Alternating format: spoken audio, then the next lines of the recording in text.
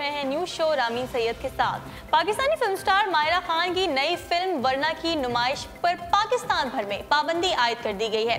पाबंदी central board of film sensors Islamabad की जानिब से आयद की गई। बोर्ड की जानिब से जारी बयान में बताया गया कि फिल्म वरना फिल्म बीनों के लिए गैर मुनासिब है, लिहाजा अब फुल बोर्ड इस फिल्म का मुकम्मल स्क्रीन टेस्ट करेंगे।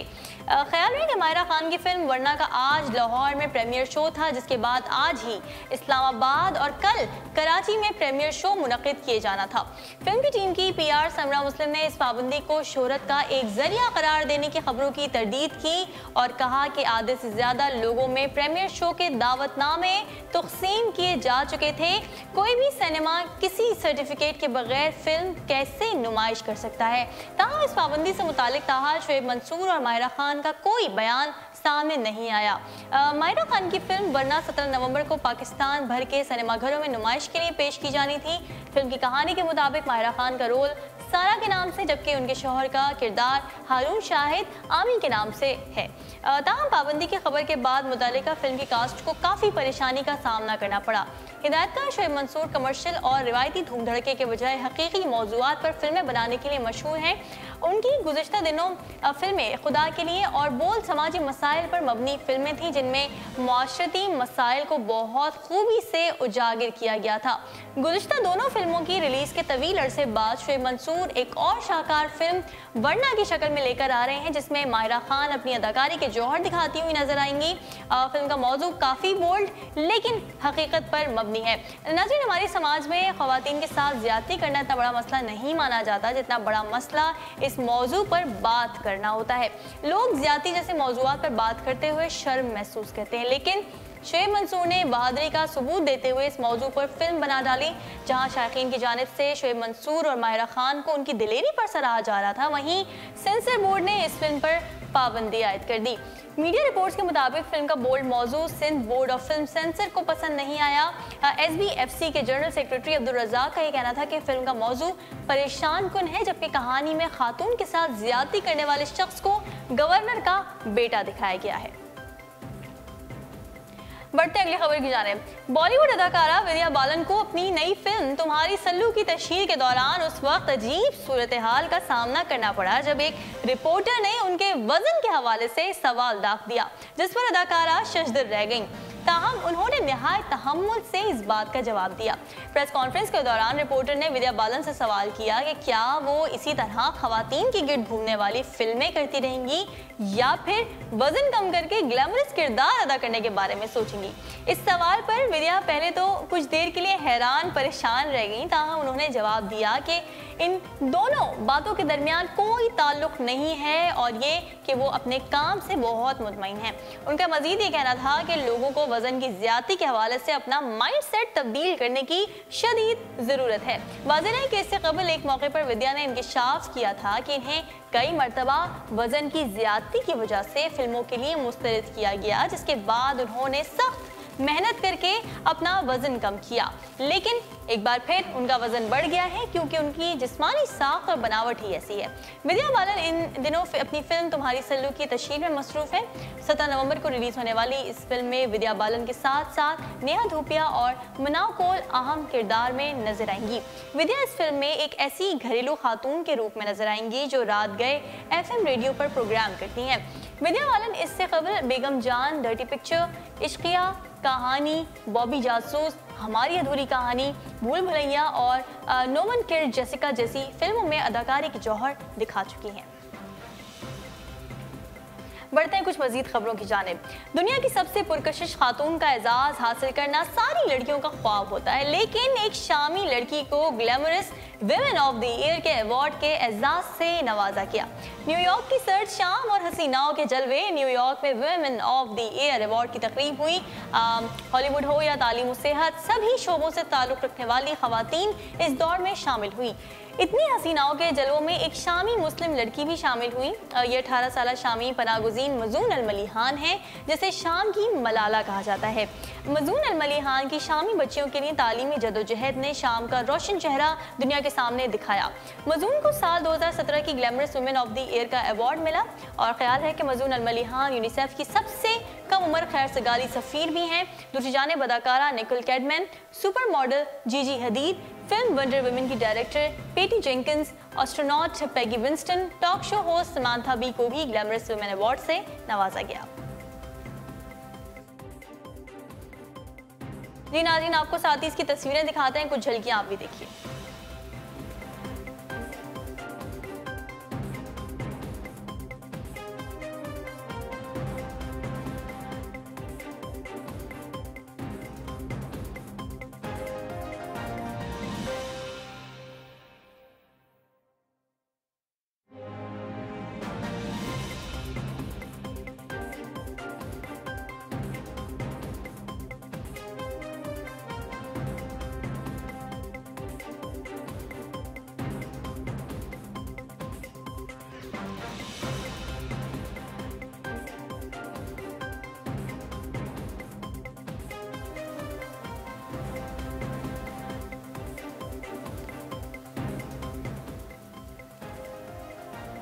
बढ़ते अगली खबर की जानिब। भारतीय शहर हैदराबाद दक्कन की पुलिस ने शहर को भिखारियों से पाक करने के लिए अनोखी मुहिम का आगाज कर दिया है, जिसके तहत जो शख्स किसी भिखारी की निशानदेही करेगा उसे 500 रुपए नकद इनाम दिया जाएगा। भारतीय मीडिया के मुताबिक जब से नरेंद्र मोदी वजीर आजम बने हैं, भारत में हिंदू इश्तियाल अंगेजी बढ़ने के साथ साथ आए दिन अजीबोगरीब मुहिम देखने में आती हैं। कुछ रोज कबल पुलिस की जानिब से मुहिम शुरू की गई थी, जिसमें खुले में रफा हाजत करने वालों को पकड़कर उन्हें बरहना करके वीडियो बनाई जाती थी, जिस पर उनको शदीद तनकीद का निशाना बनाया गया।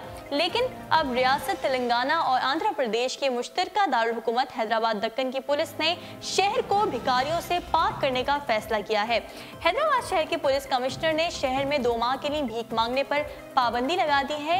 इसके अलावा इबादत गाहों, अवामी मकामात और बाजारों में भी भिखारियों के खिलाफ क्रैकडाउन शुरू कर रखा है। पुलिस ने शहर को भिखारियों से पाक करने के लिए खुसूसी मुहिम का ऐलान किया है, जिसका इतलाक 12 दिसंबर से होगा। लेकिन इस मुहिम के तहत भिखारियों की निशानदेही करने वाले शहरी को 500 रुपए इनाम दिया जाएगा। पुलिस का कहना यह है कि शहर भर से अब तक 366 भिखारियों को पकड़ा गया है, जिनमें से 128 भिखारियों को खुसूसी मराकज़ में दाखिल कराया गया है, जबकि 238 भिखारी आइंदा हाथ ना फैलाने की यकीन दहानी कराने पर उनको घर भिजवाया जा चुका है। मकामी अफराद का कहना यह है कि हैदराबाद पुलिस की इस मुहिम का मकसद शहर को भिखारियों से पाक करना नहीं, बल्कि अमरीकी सदर डोनाल्ड ट्रंप की बेटी इवानिका के 28 और 29 नवंबर को 2 रोज़ा दौरे के लिए तैयारियां करना है, क्योंकि हुकूमत को खतरा यह है कि अगर इवानिका के सामने भिखारी आ गए तो भारत के दावों का पोल ना खुल जाए।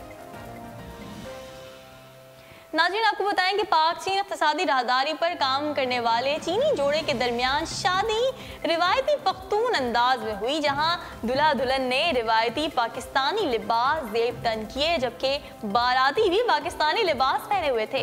इस अनोखी शादी की तकरीब में दुल्हा दुल्हन और उनके रफ़्क़ा थे तो चीनी, लेकिन सबने लिबास पाकिस्तानी पहन रखे थे। बिलखुसूस दुल्हन ने सुर्ख रंग का पाकिस्तानी और रूसी लिबास ज़ेब तन किया हुआ था और मेहंदी लगाए मुकम्मल तौर पर मशरक़ी दुल्हन की तरह तैयार होकर घूंघट भी निकाले हुई थी। इस मुनफरिद तकरीब में दुल्हा भी अपनी दुल्हन से पीछे नहीं रहे और पाकिस्तान की रिवायती शेरवानी ज़ेब तन की और पख्तून रिवायत के मुताबिक पगड़ी भी पहनी और पख्तून तहजीब व तमद्दुन के तहत शादी की रसूमात अदा की गई, जबकि दुल्हा दुल्हन के साथियों ने भी चीनी लिबास के बजाय पाकिस्तानी शलवार कमीज और वास्किट पहन रखे थे। चीनी दुल्हा दुल्हन पाकिस्तान में सीपैक मंसूबे पर काम कर रहे हैं, जहां दोनों के दरमियान परवान चढ़ती रफाकत बिलाखिर उम्र भर के लिए जीवन साथी के रिश्ते में तब्दील हो गई। इस मौके पर दुल्हा दुल्हन निहायत पुरमुसरत नजर आ रहे थे और शादी की यादगार लम्हात को मशरक़ी रंग देकर तकरीब को सबसे अलग बना दिया। ख्याल रहे, इससे कबल 2012 में एक चीनी जोड़े की शादी खालिस पाकिस्तानी अंदाज में इस्लामाबाद में मुनक़िद हुई थी, जिसमें दुल्हा दुल्हन और उनके वालिदैन और तमाम रिश्तेदार और अहबाब पाकिस्तानी लिबास ज़ेब तन किए हुए थे और स्टेज से लेकर रसूमात तक सब में पाकिस्तानी रंग नुमाया था। अगली खबर की जानिब बढ़ते हैं। एशिया में ख़वातीन अपनी नाक को हमवार और खूबसूरत रखने के लिए अपनी नथनों में धाती बैजेस रख रही हैं, जिन्हें नोज लिफ्टर का नाम दिया गया है। इस तरह उनकी नाक एशियाई से यूरोपीय खवातीन की तरह तीखी नाक बन जाती है और वैसे ही दिखाई देती है और नाक पतली और नोकदार हो जाती है। नोज लिफ्टर 2 छोटे सिलिकॉन पेचेस पर मुश्तमिल है जिनकी लंबाई 2 से 3 सेंटीमीटर है और उन्हें फिक्स रखने के लिए 2 हुक या आंकड़े भी दिए गए हैं।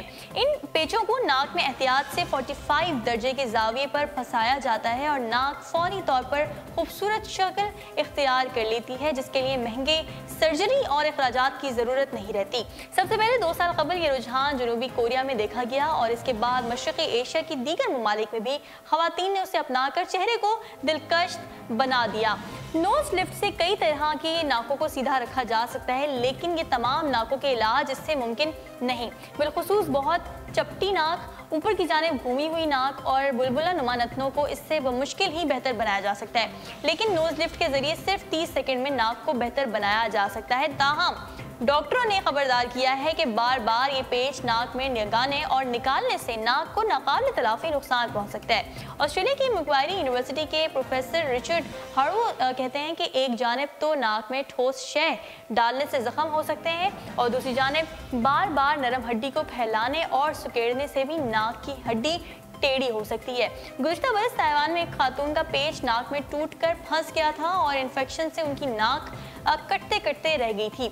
डॉक्टरों ने खबरदार किया था कि नोज लिफ्ट का इन्फेक्शन दिमाग के अंदर पहुंचकर उसे नुकसान पहुंचा सकता है और डॉक्टरों ने खवातीन को खबरदार करते हुए नाक को हमवार बनाने वाले इस फौरी तरीके से बाज रहने की तलकीन की है। उर्दू पॉइंट्स अब तक के लिए इतना ही। मजीद खबरों और अपडेट्स के लिए आप विजिट करते रहिए हमारी वेबसाइट www.urdupoint.com। फिलहाल रामीन सैयद को दीजिए इजाजत। अल्लाह हाफिज़।